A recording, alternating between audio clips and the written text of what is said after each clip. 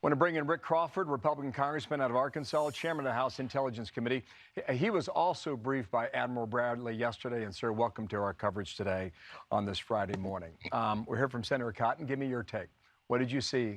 Yeah, on that I think he characterized that pretty accurately. I wouldn't disagree with his characterization at all. I got the same brief. And, Tom pretty well nailed it. I mean, look, these are, got to remember who we're dealing with here. I mean, we're dealing with cartel operatives. They are so vile.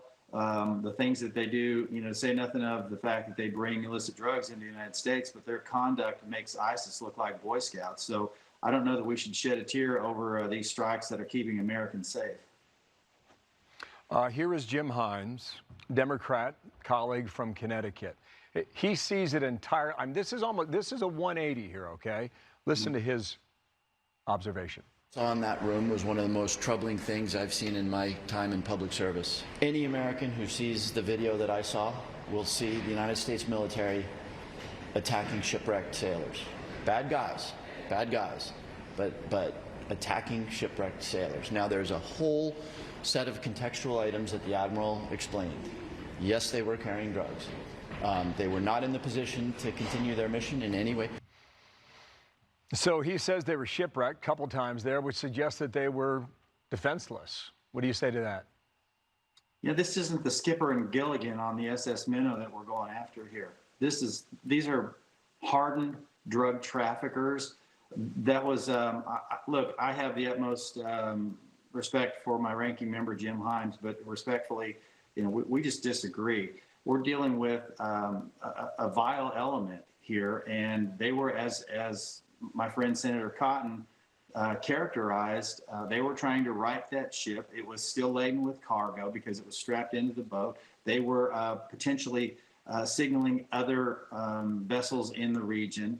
We don't know if they had access to SATCOMs or not, but as he characterized, still in the fight. And this is characteristic of these kind of strikes where we hear the term double tap. It's completely consistent with the same tactics and techniques and procedures that took place under President Obama's watch when he took strikes on terrorists, some of which were U.S. persons and/or U.S. citizens. So I don't recall the outrage on those strikes when it was the Obama administration exercising, but we have all this righteous indignation because President Trump is taking an active role in protecting Americans. All right, it's Friday morning here. 2 days ago on Wednesday, the president was asked about it, as to whether or not the American public would see it. Here's how he answered that. You released video of that first boat strike on September 2nd, but not the second video. Will you release video of that strike so that the American people can see for themselves what happened? I don't know what they have, but whatever they have, we'd certainly release, no problem. We stopped every boat we knock out. We saved 25,000 American lives. That's right. Sir, will we see it? Should we see it? Well, I think if you saw that in context and you understood the briefing that we got as it applies to the decision tree that takes place in real time, a joint operations center where these strikes are basically led and directed there's so many people in there, and not to mention the fact that there are lawyers present. This is not some rogue decision that some guy just jumped out there and on his own did. It follows a strict protocol, the decision-making process, what they call a decision tree before they exercise. And there's a consensus in the room. Ultimately, the decision is made by the man at the top, and that's Admiral Bradley.